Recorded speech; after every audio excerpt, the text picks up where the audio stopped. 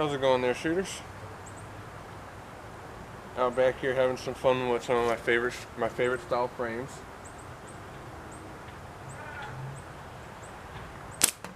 Ah, that one was low. But out here shooting some of my favorite style frames, which are pickle forks. There's some that'll argue that a pickle fork isn't a slingshot. You know, I'd somewhat beg to differ. Slingshot is the frame that holds our bands to launch our projectile. Whether or not it's got a true fork gap or not doesn't matter. You can still be just as precise with a pickle fork as you can a standard frame. Am I that precise yet? No. Am I working my way there? Yes.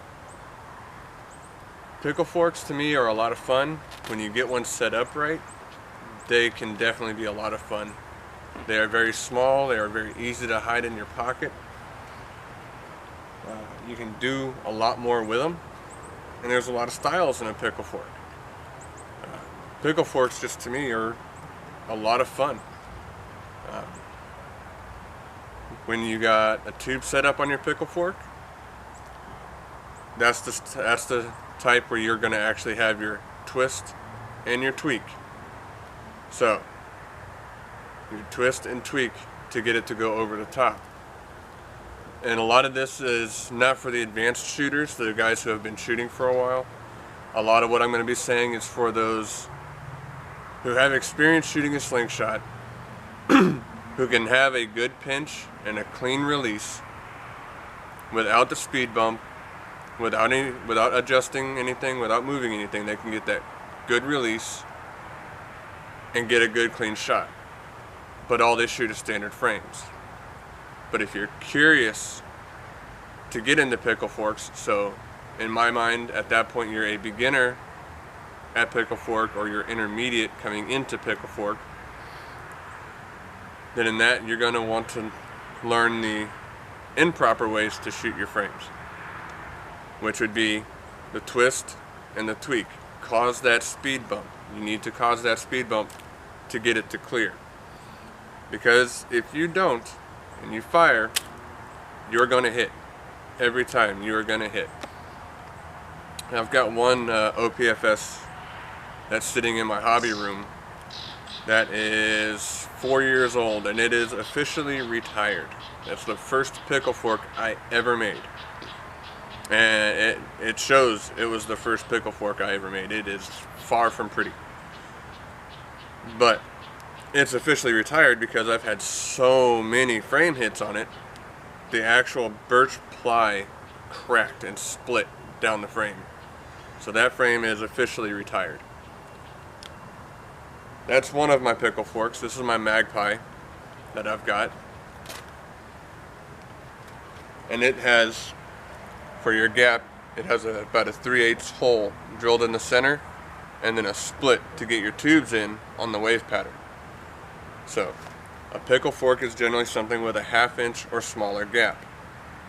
This is the simple shot flipping pickle. So it's got your standard like OPFS V groove on it.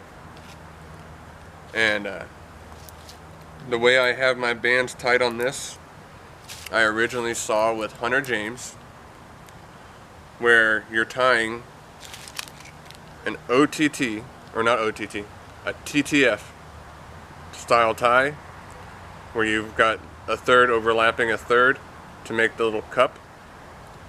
And when you tie it on, the ammo side of your pouch is facing up with the lower fork. Yeah, ammo side is facing up. So target side of the slingshot, ammo side of the pouch is facing up. Tie that band on. Fold your pouch in half. So that way the ammo side is facing shooter side of the pouch. Tie your next band on. So when you hold them for what would be normal, so if I'm holding the pouch in this fashion, if you look down my bands, they twist. They have a natural twist in them now. So now, this will help the beginners. So now with that natural twist, when I lay my pouch flat in that fashion, that twist is now gone. My bands are now flat and true. So as the shooter goes, all I have to worry about is that tweak to get it to go over the top. So my last little bit of sunlight here.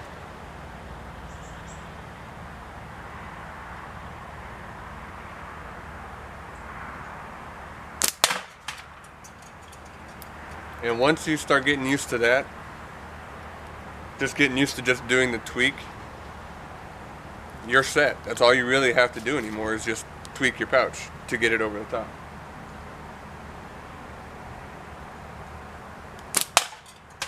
At which point you just have to worry about your reference point and whether or not you're shooting short draw or long draw. Now, I'm shooting this long draw or full butterfly.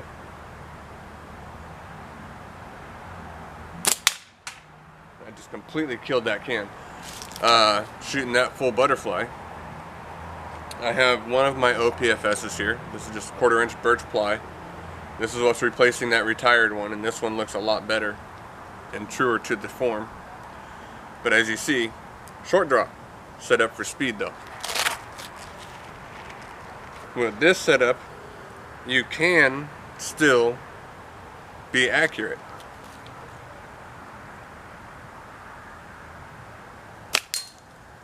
That's my 4-inch gong over there. You just have to get used to where you're going to anchor. So, I do have to twist and tweak because these are tubes. I hit my pole on my other target box. But this setup I actually have set up for speed shooting. I think I hit a tree.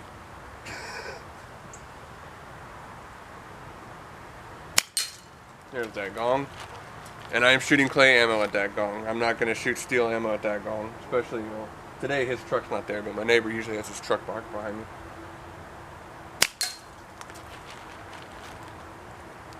And it's that simple. Twist and tweak. Once you get that twist and tweak, it will go clear over the top every time. So, in a nutshell, that's a pickle fork. A frame also for your beginners at a pickle fork. A frame that I will suggest to look into. This is Pocket Predator's Flick. This is a larger than 1/2 inch gap. Your 9.5 and your 8mm steel will fit through this gap. That's an 8mm steel inside that gap. Okay? This frame is wonderful for a beginner to get into pickle forks because you're less likely to have that fork hit or that frame hit in the event you don't have the proper twist and tweak. You'll probably still hit your fork tips, but right in here you have more clearance, you have more room and more room to play. So that's some advice and some tips on pickle forks, and the last of my sunlight for today. So you all have a wonderful day, wonderful weekend. You northerners, keep sending this cold weather down. It's 50 degrees down here in Florida. It feels awesome. And keep it in the 10 ring, shooters. Till next time, enjoy.